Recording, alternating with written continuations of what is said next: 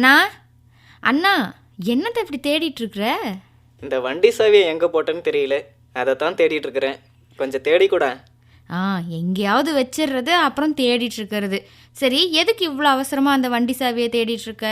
நம்ம பக்கத்து நிலத்துக்காரன் மட்டும் நல்லா வெள்ளாமல் பண்ணுறான்ல, அந்த சீக்ரெட்டை நான் கண்டுபிடிச்சிட்டேன். அதனால தான் இந்த அவசரம். அப்படியா? அது என்ன சீக்ரெட்டு? எனக்கும் கொஞ்சம் சொல்லேன். நம்ம பக்கத்து நிலத்துக்காரன் நல்லா வெள்ளாமல் பண்ணுறதுக்கு காரணம் அந்த மருந்து கடைக்காரன் தான். ஓஹோ, அவன் தான் காரணம். அப்பப்போ அந்த மருந்து இந்த மருந்துன்னு என்னென்னமோ இங்கிலீஷ் மருந்தெல்லாம் தரானா.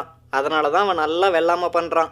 போன முறை ஒரு மூட்டை மருந்து போட்டு 2 மூட்டை வெள்ளாமல் எடுத்தான்ல, அதான் நான் 2 மூட்டை மருந்து போட்டு 4 மூட்டை வெள்ளாமல் எடுக்க போகிறேன். இது எப்படி இருக்கு? பேசாம நான் ஒரு ஐடியா சொல்லட்டுமா? சொல்லுமா, நல்லா இருந்தா அப்படியே செஞ்சிடலாம். ஒரு 10 மூட்டை மருந்து போட்டேன்னா 20 மூட்டை வெள்ளாமல் பண்ணலாம். ஆமால, எனக்கு இந்த யோசனை வரவே இல்லை பாரேன். சரிம்மா, நான் இப்போவே போய் வண்டியை பிடிக்கிறேன். என்னது, வண்டியை பிடிக்கிறியா? ஒரு நிமிஷம் நில்லுண்ணா. சரி, அதுக்கு முன்னாடி நான் ஒன்று கேட்குறேன், அதுக்கு பதில் சொல்கிறியா? கேளுமா, சொல்கிறேன். மருந்து கடைக்காரன் முதலீடு போட்டிருப்பானா இல்லையா? போட்டிருப்பான். அவன் லாபம் பார்க்கணுமா வேணாவா? ஆமாம், பார்க்கணும்தான். லாபம் எப்படி வரும்? லாபம் போய் எப்படி வரும்? 1க்கு 2 நிறைய பொருள் விற்றாதானே லாபம் வரும். அதனால தான் அவங்க அப்படி சொல்கிறாங்க. ஓ, இதுதான் விஷயமா? அந்த மருந்து இந்த மருந்துன்னு எல்லாத்தையும் தரானா நம்மளுக்கு? இப்படி எல்லாமா பண்ணுறாங்க? எல்லா மருந்து கடைக்காரங்களும் அப்படி பண்ணுறது இல்லைண்ணா. கடைக்காரங்க அவங்களோட சுயலாபத்துக்காக ஏதேதோ சொல்லி இந்த மருந்து அடித்தா நல்லாயிருக்கும், அந்த மருந்து அடித்தா நல்ல விளைச்சல் வரும்னு சொல்லி நம்ம தலையில் எல்லா மருந்தையும் கட்டிடுறாங்க. மருந்து அடித்தா தானம்மா வெள்ளாமல் பண்ண முடியும். சரி, நமக்கு வெள்ளாமல் குறையுதில்ல, அதுக்கு ஒரு வழியை சொல்லு. இப்போது வெள்ளாமல் குறையுது அப்படின்னு சொல்கிறல்ல, அதுக்கு என்ன காரணமாக இருக்கும்? நீயே சொல்லுமா, அதுக்கு என்ன காரணம்? வெள்ளாமல் குறைஞ்சா அதுக்கு காரணம் நம்ம மண்ணோட தரத்தை பார்க்கணும். 2வது காரணம் பயிரோட தரத்தை பார்க்கணும். ஓஹோ, சரி சரி சரி. இன்னும் சொல்லி முடிக்கலனா 3வது காரணம் இந்த பூச்சிகளோட தரம். இந்த 3 காரணம் தான் வெள்ளாமை குறையறதுக்கு முக்கியமான காரணமாக இருக்குது. சரி, இந்த தரத்தை எல்லாம் நம்ம எப்படி தெரிஞ்சுக்கிறது? முதல்ல மண்ணை பரிசோதனை செய்யணும், அப்புறம் விதை நேர்த்தி செஞ்சு பயிர்களை நடணும். சரி, பூச்சிங்கெல்லாம் எப்படி கண்ட்ரோல் பண்ணணும்? அதுக்கு மருந்து அடிச்சு தானமா ஆகணும். மருந்து அடிக்கணும் தான், அது தேவைப்பட்டால் மட்டும்தான் அடிக்கணும். முடிஞ்ச வரைக்கும் இயற்கை மருந்துகளை மட்டும் அடிக்க முயற்சி செய்யணும். என்னது, இயற்கை மருந்தா? அப்படின்னா? இயற்கை மருந்துனா பீஜாமிர்தம், ஜீவாமிர்தம், அது இல்லாமல் பயிர்களுக்கு மூடாக்கு போடுறது, இந்த மாதிரி நிறைய வழிகள் இயற்கையில் இருக்குது. இயற்கை மருந்துனா ஜீவாமிர்தம், பீஜாமிர்தம், அது மட்டும் இல்லாமல் பயிர்களுக்கு மூடாக்கு போட்டு செய்கிறது, இந்த மாதிரி நிறைய முறைகள் இயற்கையில் இருக்குண்ணா. என்னம்மா புதுசு புதுசாக சொல்லிட்டியே. சரி, இத்தனை விஷயம் சொன்னல, இதெல்லாம் எப்படி தயார் பண்ணுறது? இதெல்லாம் எப்படி தயார் பண்ணுறது, எப்படி பயன்படுத்தணும் அப்படின்ற விஷயத்தெல்லாம் நான் உனக்கு சொல்கிறத விட இன்னொருத்தவங்க நல்லா தெளிவாக விரிவாக நமக்கு பாடம் எடுக்க போகிறாங்க. என்னது, பாடம் எடுக்கிறாங்களா? ஆமாண்ணா, நம்ம தர்மபுரி பண்பலை 102.5 இருக்கு இல்லையா, அதில் ஒவ்வொரு வாரமும் வியாழக்கிழமைகளில் வேளாண் தோட்டக்கலை பயிர்களுக்கான அங்கக இயற்கை முறை மண்வள மேம்பாடு வானொலி வேளாண் பள்ளி பாடம் நடந்துட்டுருக்கு. சரியா? அதில் இன்னைக்கு வருங்காலங்களில் இயற்கை வேளாண்மையின் கொள்கை மற்றும் கோட்பாடுகள் அதை பற்றி கோயம்புத்தூர் தமிழ்நாடு வேளாண் பல்கலைக்கழகத்தின் நம்மாழ்வார் இயற்கை பண்ணை ஆராய்ச்சி மையத்தின் மண்ணியல் துறை பேராசிரியர் டாக்டர் பி ஜானகி அவர்கள் பாடம் எடுக்க போகிறாங்க. அந்த பாடத்தை கேளு, உனக்கு எல்லாமே தெளிவாக புரியும். இதோ இப்பயே பதிவு பண்ணிடுறேன், திரும்பியும் போட்டு கேட்டுக்கலாம்ல. சரிம்மா, இதோ கேட்டுடலாம். அனைவருக்கும் வணக்கம். நாம் இப்போது இயற்கை வேளாண்மையின் முக்கியத்துவம், கொள்கைகள் மற்றும் இன்றைய நிலைப்பாடு பற்றி காண்போம். பொதுவாக ஒரு நாட்டின் பொருளாதார வளர்ச்சிக்கு வேளாண் துறையின் பங்களிப்பு மிகவும் அவசியமாகும். இந்தியாவை பொறுத்தவரையில் உணவு உற்பத்தியில் தன்னிறைவு அடைந்துவிட்டாலும் அனைவருக்கும் நஞ்சற்ற தரமான உணவு என்பது கேள்விக்குறியாகவே உள்ளது. தரமான உணவுக்காக பெரும்பாலான நாடுகள் அங்கக வேளாண்மையை நோக்கி நடைபெறுகின்று வருகிறது. இந்தியாவிலும் அங்கக வேளாண்மையானது அனைத்து மாநிலங்களிலும் பின்பற்றப்பட்டு வருகிறது. ஆனால் அங்கக வேளாண்மைக்கான அனைத்து இடுபொருட்களும் வெளிச்சந்தையில் இருந்து வாங்கி பயன்படுத்தும் போது செலவினங்கள் அதிகரிப்பதோடு தேவையான விளைபொருட்களுக்கு தரத்திற்கேற்ற விலை கிடைப்பதில்லை. மேலும் சில நேரங்களில் அங்கக வேளாண்மையினால் விவசாயிகளுக்கு நஷ்டம் ஏற்படுகிறது. ஆகவே நமது மத்திய அரசானது விவசாயிகளிடையே இயற்கை வேளாண்மையை பரவலாக்கி வருகிறது. இதுவும் அங்கக வேளாண்மை போன்றே அங்கக இடுபொருட்களை கொண்டு விவசாயம் செய்யும் முறையாகும். ஆனால் அனைத்து இடுபொருட்களையும் விவசாயி தனது நிலத்திலேயே உற்பத்தி செய்து பயன்படுத்த வேண்டும். மேலும் வெளிச்சந்தையிலிருந்து எந்த விதமான இடுபொருட்களையும் பணம் கொடுத்து வாங்கி பயன்படுத்தக்கூடாது. மேலும் இயற்கை வேளாண்மைக்கு பயன்படுத்தப்படும் அனைத்து அங்கக இடுபொருட்களும் மண் வளத்தை பேணுபவையாகவும் சுற்றுச்சூழலுக்கு தீங்கிழைக்காதவையாகவும் மனித மற்றும் கால்நடை வளத்தை காப்பவையாகவும் இயற்கை வளங்களை மேம்படுத்துபவையாகவும் இருக்கும் வண்ணம் பார்த்து கொள்ள வேண்டும். இத்தகைய இயற்கை வேளாண்மை பற்றி விரிவாக காண்போம். இயற்கை வேளாண்மையின் அடிப்படை தத்துவங்கள். மண்ணின் பௌதீக, ரசாயன, உயிரின வளங்களை செம்மைப்படுத்தி மேம்பாடு அடைய செய்து மண்ணில் உள்ள பல அடுக்குகளில் இருந்து தங்களுக்கு தேவையான பயிரூட்டங்களை சீரான அளவு மற்றும் விகிதாசாரத்தில் தேவைக்கேற்ப எடுத்துக்கொள்ள வழிவகை செய்யும். மண்ணிலிருந்து பெறப்படும் எல்லா விதமான கழிவுப் பொருட்களையும் உரங்களாக பண்ணையிலேயே மட்க செய்து பயன்படுத்துதல். பண்ணையில் கிடைக்கும் பொருட்களை கொண்டே இயற்கை வழி வேளாண்மைக்கு தேவையான பூச்சி மற்றும் நோய் கட்டுப்பாட்டு பொருட்கள் மற்றும் கரைசல்கள், வளர்ச்சி ஊக்கிகள், அங்கக திட மற்றும் திரவ உரங்களை தயாரித்து பயன்படுத்துதல் ஆகும். மேலும் பயிர் சுழற்சி, மாற்று பயிர்கள் மற்றும் ஊடுபயிர்களை பயிரிட்டு மண்ணில் ஏற்படும் பௌதீக பண்புகளை மேம்படுத்துதல், அங்கக கரிம அளவினை அதிகரித்தல், அதே போன்று நிலப்போர்வை அமைத்து களை மேலாண்மை செய்தல் போன்றவை அடிப்படை பண்புகள் ஆகும். இயற்கை வேளாண்மையின் அடிப்படை அம்சங்களை காண்போம். நமது இந்திய அரசின் நிதி ஆயோக் அமைச்சகமானது 4 அடிப்படை காரணிகளை இயற்கை வேளாண்மைக்கான அடிப்படை தூண்கள் என்றும் அல்லது அம்சங்கள் என்றும் அறிவித்துள்ளன. அவையாவன பீஜாமிர்தம், ஜீவாமிர்தம் அல்லது கனஜீவாமிர்தம் இடுதல், அச்சாதன அல்லது நிலப்போர்வை அல்லது நில மூடாக்கு இடுதல், வாப்பாச அல்லது நீர் மேலாண்மை ஆகும். இதனோடு சேர்த்து 5வது தூணாக ப்ரீ மான்சூன் ட்ரை சோயிங், அதாவது மழை காலத்திற்கு முன்பே நவதானியங்களை விதைத்து பூ பூக்கும் தருணத்திற்கு முன்பு மடக்கி ஊடும் முறையையும் அறிமுகப்படுத்தி சேர்த்துள்ளது.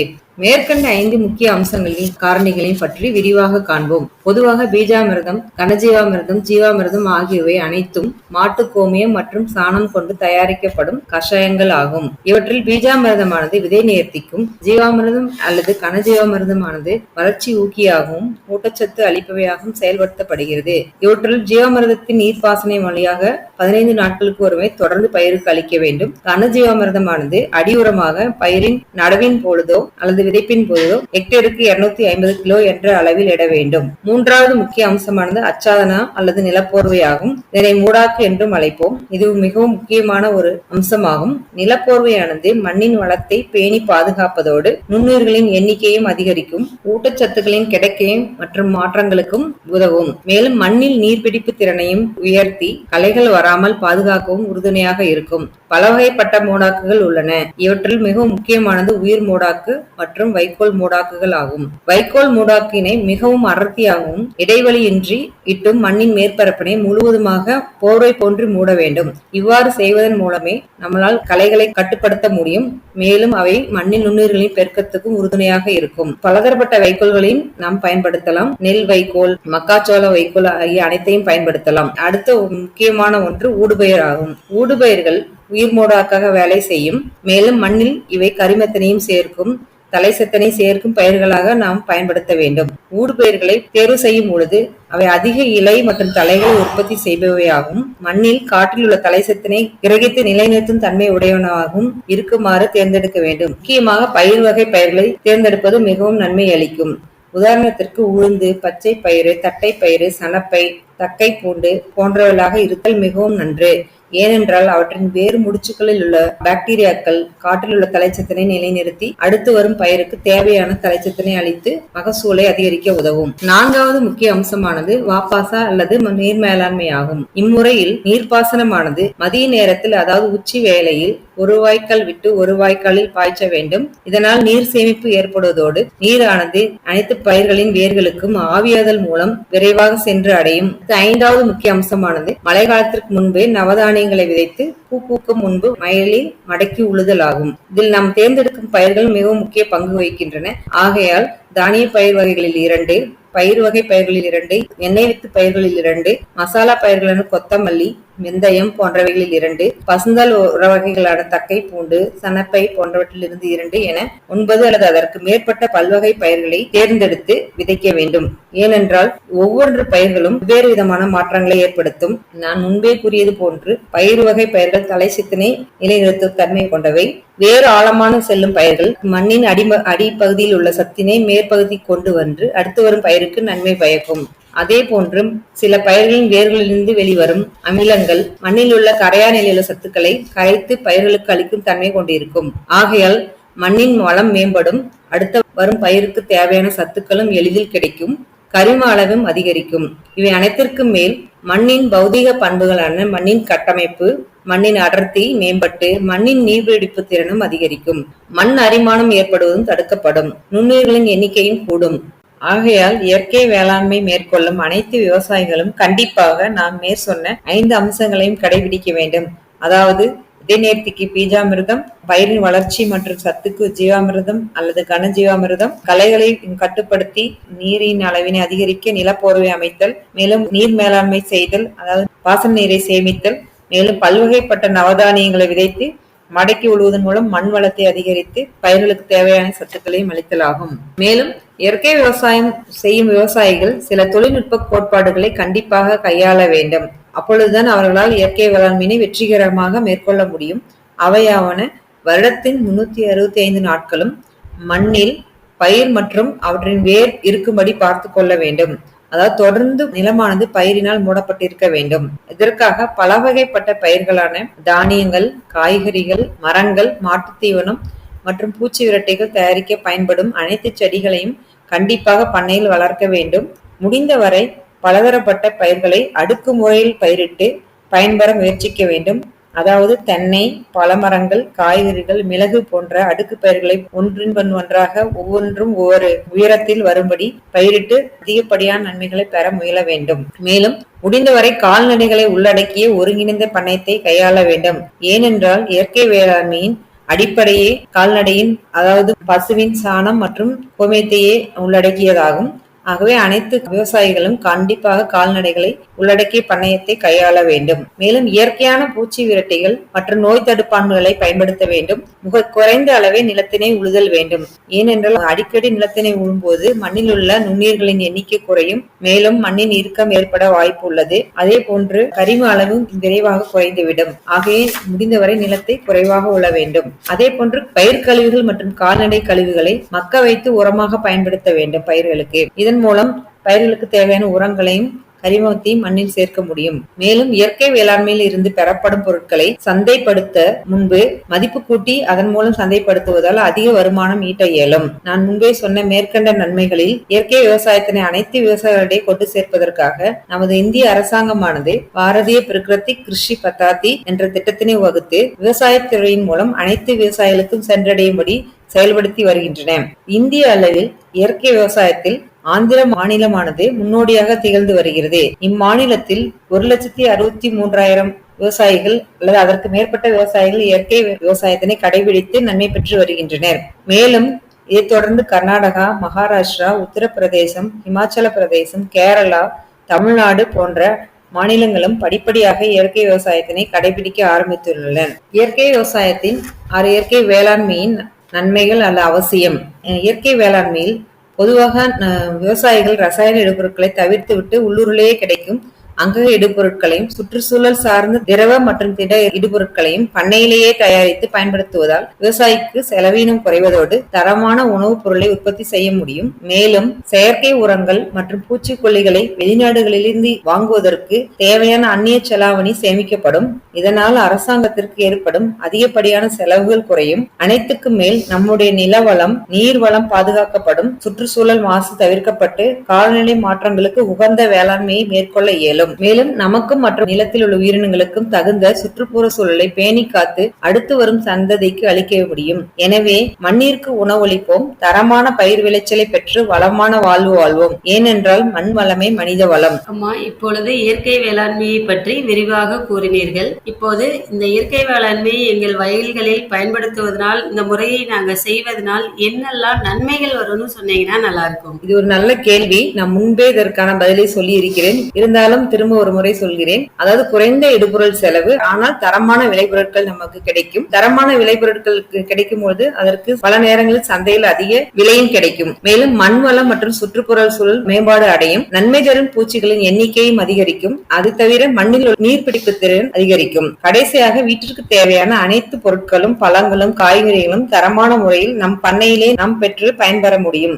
இதனால் நமக்கு வளமான வாழ்வும் கிடைக்கும். மேடம், நீங்க இந்த இயற்கை வேளாண்மைகளுக்கான இடுபொருட்கள் நிறைய சொன்னீங்க. அதுல இந்த ஜீவாமிர்தம், கனஜீவாமிர்தம் 2 சொன்னீங்க இல்லையா? அது 2க்கும் என்ன வித்தியாசம்னு சொல்லுங்க. ஜீவாமிர்தமும் கனஜீவாமிர்தமும் நான் முன்னாடியே சொன்ன மாதிரி இயற்கை வேளாண்மையின் முக்கியமான அம்சங்கள். ஜீவாமிர்தம் பாத்தீங்கன்னா அது திரவ இடுபொருள், கனஜீவாமிர்தம் பாத்தீங்கன்னா அது திட இடுபொருள். இரண்டுமே மாட்டின் சாணம் மற்றும் கோமியத்தை பயன்படுத்தி நாம் தயாரிக்க வேண்டும். ஜீவாமிர்தத்தை நம்ம தயாரிச்சு 3 நாளைக்கு அப்புறம் பயன்படுத்தலாம். ஆனா 7 நாளைக்குள்ள பயன்படுத்திடணும். இதனை நீங்க நீர்ப்பாசன வழியாக ஒரு ஹெக்டேருக்கு 500 லிட்டர் என்ற அளவில் பயன்படுத்தலாம். 15 நாளைக்கு ஒரு தடவை நீங்க கண்டிப்பா ஜீவாமிர்தத்தை பயிர்களுக்கு கொடுக்கணும். அப்பதான் உங்களுக்கு முடிந்த அளவு அதிக மகசூல் எடுக்க முடியும். இந்த கனஜீவாமிர்தமானது நம்ம விதைக்கும் பொழுதோ அல்லது பயிர் நடுவின் பொழுதோ ஹெக்டேருக்கு 250 கிலோ என்ற அளவில் இட வேண்டும். இதை நம்ம காய வச்சு பவுடர் பண்ணி நம்மளால சேமிச்சு வச்சு 6 மாசம் வரைக்கும் பயன்படுத்த முடியும். இதுல முக்கியமான அம்சம் என்னன்னு பாத்தீங்கன்னா, இந்த ஜீவாமிர்தம் கனஜீவாமிர்தம் ரெண்டுமே நீங்களே உங்க வயல்ல நீங்க கால்நடைகளை வச்சிருந்தா போதும் உற்பத்தி செஞ்சு பயன்படுத்திக்கலாம். இதுக்காக நீங்க எந்த விதமான செலவையும் அதிகமா வெள்ளத்துக்கு தவிர மத்த எந்த விதமான செலவுகளையும் நீங்க செய்ய வேண்டிய அவசியம் கிடையாது. அடுத்து பாத்தீங்கன்னா, நீங்க கேட்டீங்க இதுக்கான இதை பத்தி தெரிஞ்சுக்கணும், இன்னும் என்ன பண்ணணும் அப்படின்னு கேட்டீங்கன்னா, கோயம்புத்தூர்ல பாத்தீங்கன்னா ஆரம்பத்திலேயே சொன்ன மாதிரி நம்மாழ்வார் இயற்கை வேளாண்மை ஆராய்ச்சி மையம் உள்ளது. அந்த ஆராய்ச்சி மையத்துல ஒவ்வொரு மாதமும் 7ஆம் தேதி அன்று இயற்கை வேளாண்மை மற்றும் அங்க வேளாண்மை பயிற்சியை நம்ம அளிச்சிட்டு இருக்கோம். இந்த பயிற்சியில் நீங்க கலந்துக்கணும்னு நினைச்சீங்கன்னா, நீங்க அங்க உள்ள பேராசிரியர் மற்றும் தலைவரை தொடர்பு கொண்டு உங்களுக்கு இந்த பயிற்சி தேவை என்பதை பத்தி நீங்க இன்ஃபர்மேஷன் கொடுத்தீங்கன்னா, உங்களுக்கு எப்ப பயிற்சி ஆரம்பிக்குது, எப்படி பண்றோன்றது இன்ஃபார்ம் பண்ணுவோம். அதுக்கான தொலைபேசி என்னன்னு பாத்தீங்கன்னா 0422661120 இந்த தொலைபேசி எண்ணை நீங்க தொடர்ந்து கான்டாக்ட் செஞ்சுக்கிட்டு நீங்க பதிவு பண்ணிக்கலாம். ஒவ்வொரு மாதமும் நம்ம பயிற்சி அளிக்கும் போது கண்டிப்பா உங்களுக்கு அந்த இன்ஃபர்மேஷனை கொடுப்போம். இவ்வாறாக நீங்க தமிழ்நாடு வேளாண்மை பல்கலைக்கழக தொடர்பு கொண்டு பயன்பெற முடியும். நன்றி, வணக்கம். என்ன அவங்க எடுத்த பாடத்தெல்லாம் கவனிச்சியா இல்லையா? கவனிச்சேன்.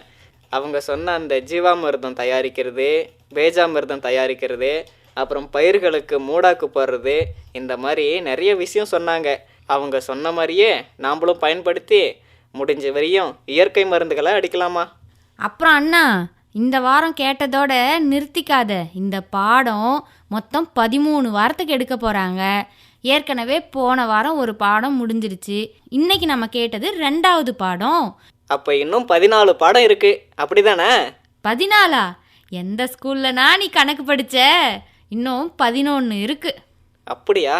சரிம்மா, வாரந்தோறும் வியாழக்கிழமை நைட்டு 7:25க்கு மறக்காம கேட்டுறேன். மறக்காம கேட்டுனா இப்போ நான் என் வீட்டுக்கு போறேன். அம்மா என்ன தேடிட்டு இருக்கோம். வரேனா? நேர்கள் இதுவரை கேட்டது வயல்வெளி. இன்றைய வயல்வெளி நிகழ்ச்சியில் வேளாண் தோட்டக்கலை பயிர்களுக்கான அங்கக இயற்கை முறை மண்வள மேம்பாடு வானொலி வேளாண் பள்ளி பாடம் 2 வருங்காலங்களில் இயற்கை வேளாண்மையின் கொள்கை மற்றும் கோட்பாடுகள் பற்றி கோயம்புத்தூர் தமிழ்நாடு வேளாண் பல்கலைக்கழகத்தின் நம்மாழ்வார் இயற்கை பண்ணை ஆராய்ச்சி மையத்தின் மண்ணியல் துறை பேராசிரியர் டாக்டர் பி. ஜானகி அவர்கள் நடத்தும் பாடத்தை கேட்டீர்கள்.